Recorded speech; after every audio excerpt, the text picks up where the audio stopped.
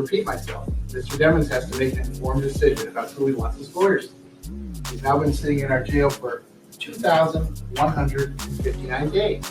That was YNW Melly's reaction after being reminded how long he's been behind bars. But if you've been living under a rock for the past 4 years and still don't know why this seemingly harmless-looking rapper is locked up, don't worry, I will break it all down. The night that changed everything.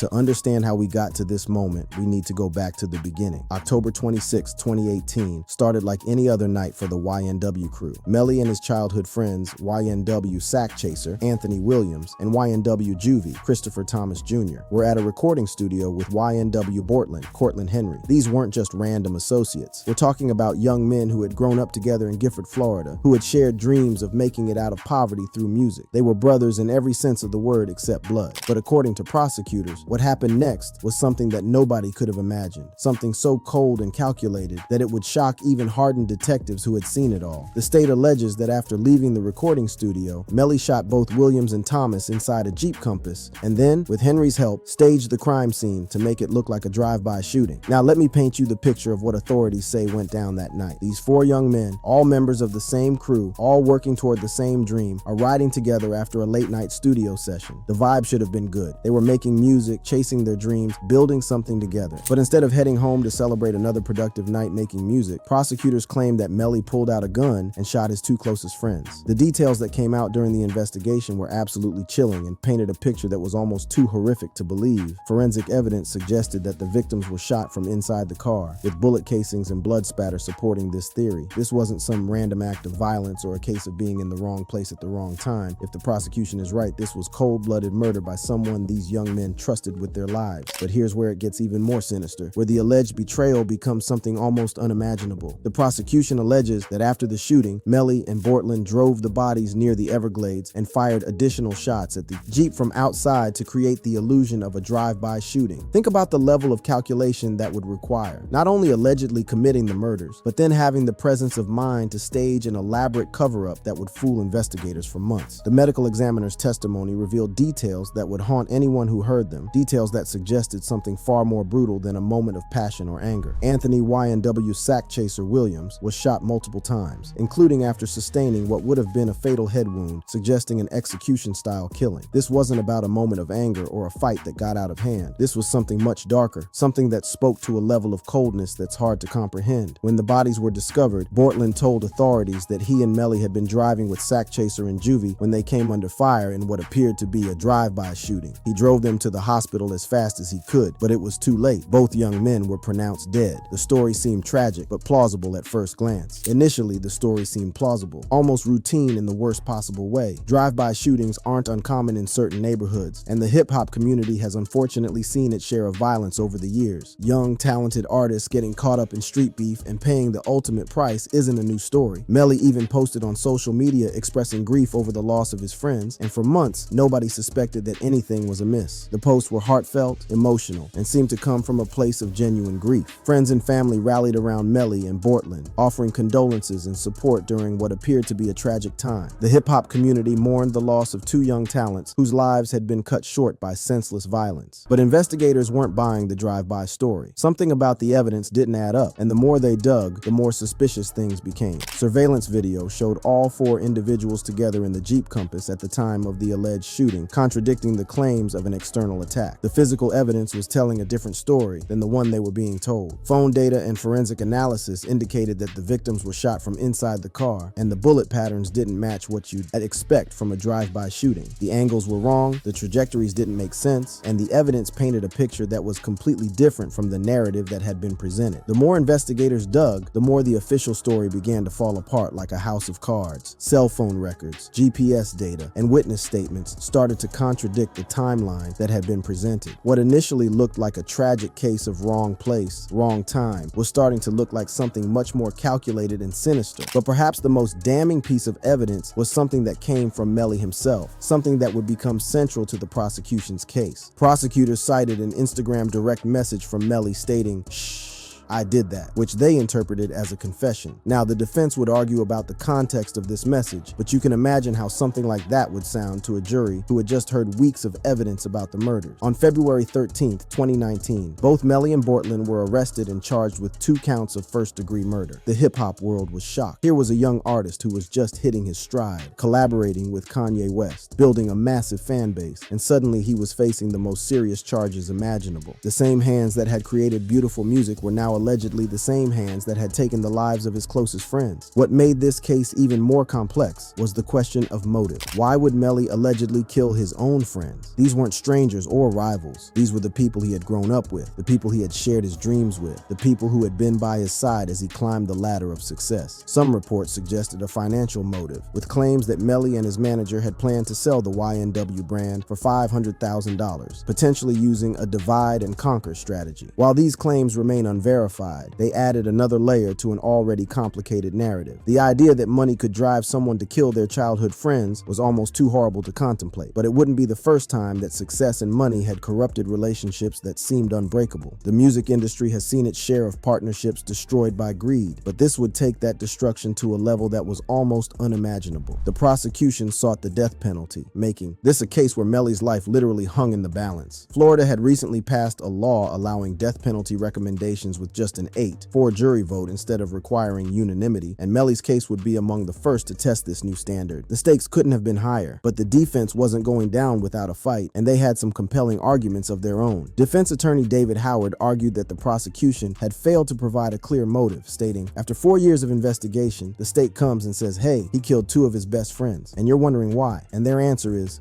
I don't know. The defense painted a picture of young men who genuinely cared about each other, who had no reason to harm one another. Character witnesses testified that the group always got along and that Melly was visibly distraught upon learning of the murders, suggesting that there was no animosity between them. If Melly was capable of such cold-blooded murder, why had no one ever seen any signs of it? One of the most powerful pieces of testimony came from Adrian Davis, who testified that YNW Melly was genuinely devastated when he learned about the deaths of his friends. If Melly was the killer, why would he show such authentic grief? Was he that good of an actor, or was the prosecution barking up the wrong tree entirely? The case also highlighted the complicated relationship between an artist's music and their real life, a relationship that would become central to both the prosecution and defense strategies. Melly's song "Murder on My Mind," with its detailed description of shooting a friend, took on a sinister new meaning in light of the charges. Was this track prophetic, confessional, or just unfortunate timing? The lyrics that had once seemed like artistic expression were now being examined through the lens of potential evidence. On February 13th, 2019, Melly posted on Instagram, "No, I did not get locked up in Washington, but I am turning myself in today. A couple months ago, I lost my 2 brothers by violence, and now the system want to find justice. Unfortunately, a lot of rumors and lies are being said, but no worries, God is with me and my brother Bortlen. And we want y'all to remember it's a YNW family, I love you." Even facing murder charges, he maintained his innocence and spoke about his brothers with love and respect. The impact on the hip-hop community was immediate and profound. Here was a young artist who had been collaborating with some of the biggest names in the industry, who had millions of fans, who represented hope for kids coming from similar circumstances. Now he was sitting in a jail cell, facing the possibility of execution for allegedly killing the very people who had helped him achieve his dreams. Social media exploded with reactions ranging from disbelief to anger to sadness. Fans couldn't reconcile the image of the melodic, introspective artist they loved with the cold-blooded killer that prosecutors were describing. The case divided the hip-hop community and raised questions about how well we really know the artists we idolize. But this story was far from over. The legal proceedings that would follow would be marked by delays, mistrials, and controversy that would keep this case in the headlines for years to come. The question that everyone wanted answered, did YNW Melly really kill his childhood friends, would take years to resolve, and the answer would shock everyone involved.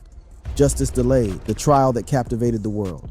Y'all, we're now entering the final act of this incredible story, and let me tell you, what happened in that courtroom was just as dramatic as anything we've covered so far. We're talking about a legal battle that would span years, capture the attention of millions, and raise serious questions about the American justice system, the treatment of young black men in custody, and what happens when the wheels of justice move so slowly that they almost stop altogether. The first trial began on June 12, 2023, in Broward County, Florida, more than 4 years after Melly's arrest. Think about that for a minute. A young man sitting in jail for over 4 years before even getting his day in court. By the time the trial started, Melly had been incarcerated for over 1,500 days. That's over 4 years of his life, 4 years of his prime, 4 years where he should have been making music and living his dreams. The trial was a media circus from day one, and rightfully so. Here you had a case involving a rising hip-hop star, a double murder, allegations of staging a crime scene, and the potential for the death penalty. This was also one of the first cases to be tried under Florida's new death penalty law, which only required an 8-4 jury vote for a death sentence recommendation instead of unanimity. The stakes couldn't have been higher, and the entire hip-hop world was watching. Prosecution came out swinging with everything they had. They presented their forensic evidence, the surveillance footage, the phone records, and that damning Instagram message. Key witnesses included Felicia Holmes, mother of Melly's ex-girlfriend, Trevion Glass, a YNW collaborator, and Detective Mark Moretti, the state's lead investigator. The prosecution painted a picture of a calculated killer who had betrayed his closest friends in the most heinous way imaginable. But the defense wasn't going down easy, and they had some powerful ammunition of their own. They challenged Detective Moretti's expertise and argued that investigators had tunnel vision, focusing solely on Melly without exploring other possible suspects. They hammered home the point that no murder weapon was ever found, and that the prosecution's motive was weak at best. How do you convict someone of double murder when you can't even explain why they would want to kill their best friends? The emotional testimony was gut-wrenching and revealed the complex web of relationships that surrounded this case.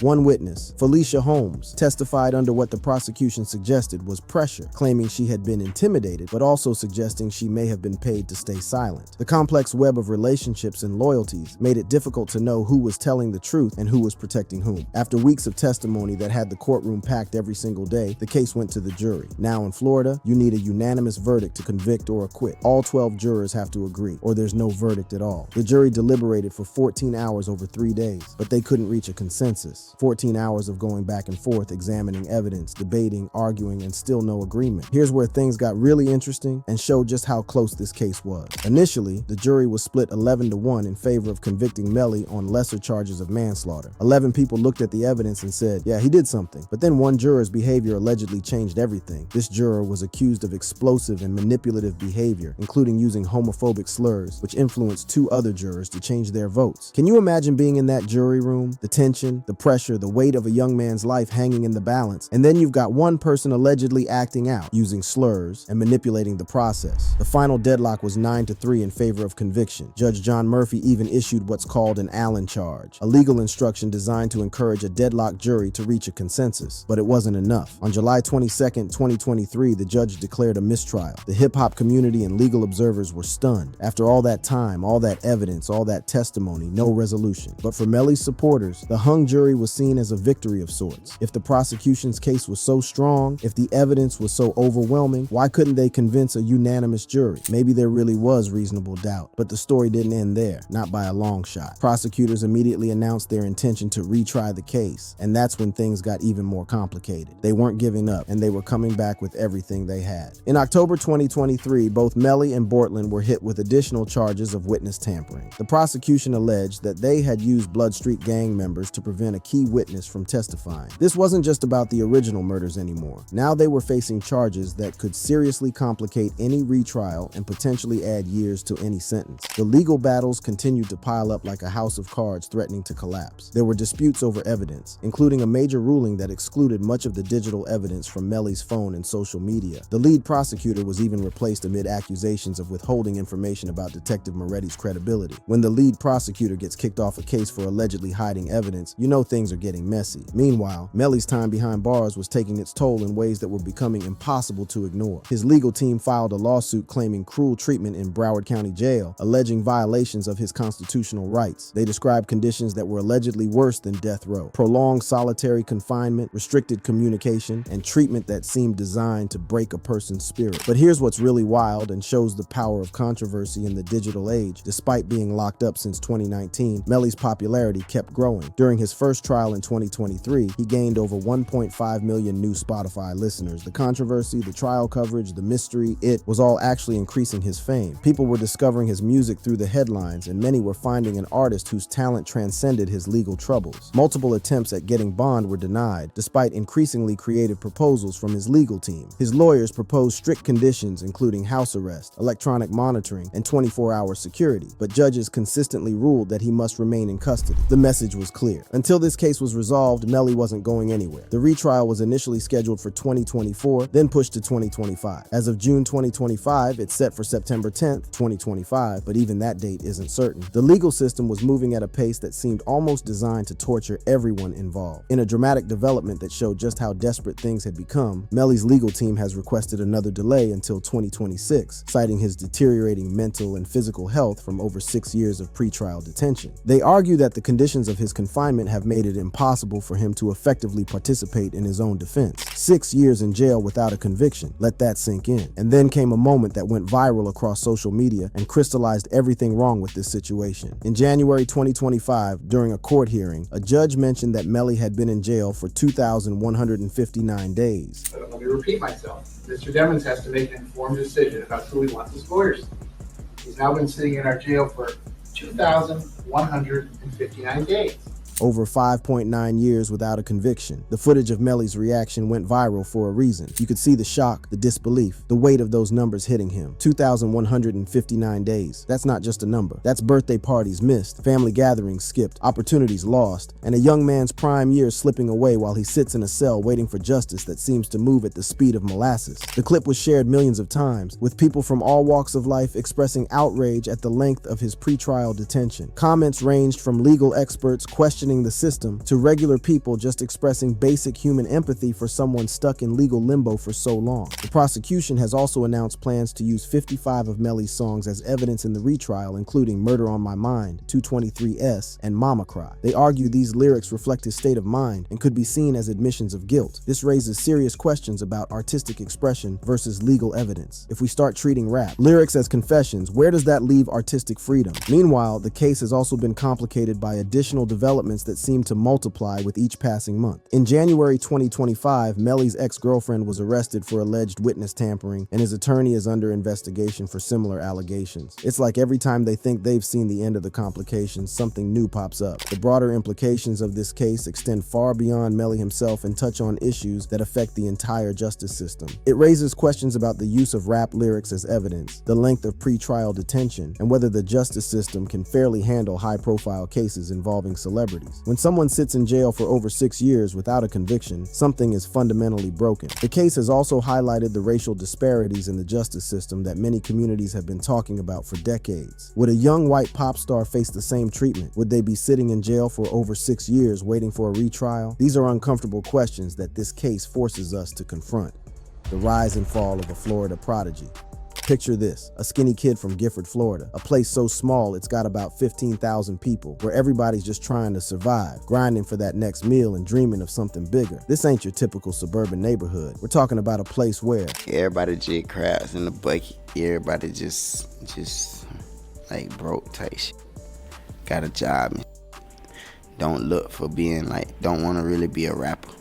They want to be a hood rapper. But Jamel Maurice Demons, that's YNW Melly's government name, had something different burning inside him. Born on May 1st, 1999, this young man wasn't content with just being another statistic from the hood. See, Melly started uploading his music to SoundCloud at just 15 years old, grinding in the digital streets before most kids his age even knew what they wanted to be when they grew up. Now let's keep it real for a minute. Melly's path wasn't exactly smooth from the jump. The streets of Gifford ain't no joke, and they shaped every bar, every melody, every breath that would eventually make it onto his tracks. You gotta understand, this is a place where survival comes first and dreams come second. But Melly, he was different. He had that hunger, that raw talent that couldn't be contained by zip codes or circumstances. In 2015, when he was just 16, he got arrested for aggravated assault after firing shots near Vero Beach High School. This wasn't some minor scuffle behind the gymnasium. Fam, this was serious business that landed him in juvenile detention for a whole year. But here's where the story gets interesting. Instead of letting that setback define him, Melly used that time to sharpen his craft. While other kids his age were worried about prom dates and graduation, Melly was writing bars that would eventually change his life forever. The name YNW Melly itself tells a story that's both simple and profound. See, YNW stands for Young World, and when you hear him explain how he got Melly, it's pure street poetry. My real name is Jamel. It's like if you take the J-A out, you got Mel. The burger had like jelly on it, like jelly, Melly, Ellie, Melly.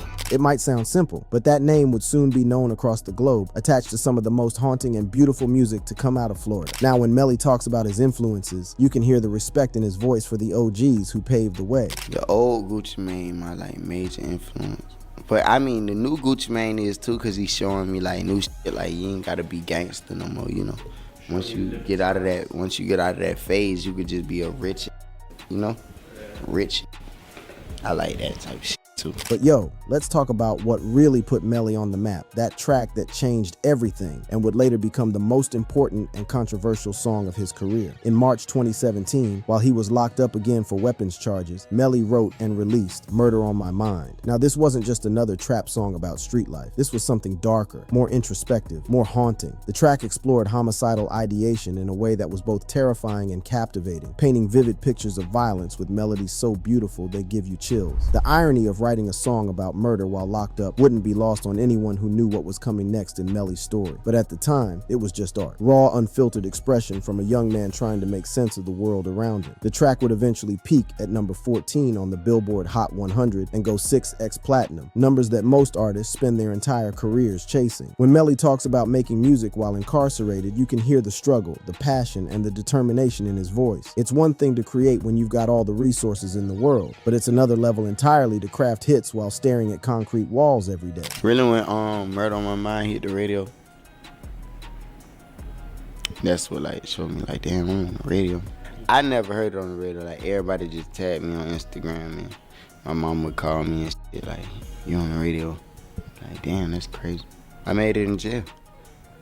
Like, while I was making it. But here's where our story takes a dark turn that nobody could have predicted. On October 26, 2018, two members of that tight-knit family, YNW Sack Chaser and YNW Juvie, would be found dead, and the life that Melly had been building would come crashing down in the most devastating way possible. The events of that night would not only change Melly's life forever, but would also raise questions about loyalty, friendship, and how far someone might go for money and fame. What happened on that fateful October night would become the subject of one of the most closely watched murder trials in recent hip-hop history, and the evidence that would emerge would shock the world. As we wrap up this incredible story, the question remains, what really happened on that October night in 2018? The defense maintains that the case is riddled with reasonable doubt, while the prosecution believes they have enough evidence to secure a conviction. The truth is, after all this time, all these delays, all this controversy, we still don't have a definitive answer. That brings us to the end of this video. For more interesting videos like this, click on the cards on your screen.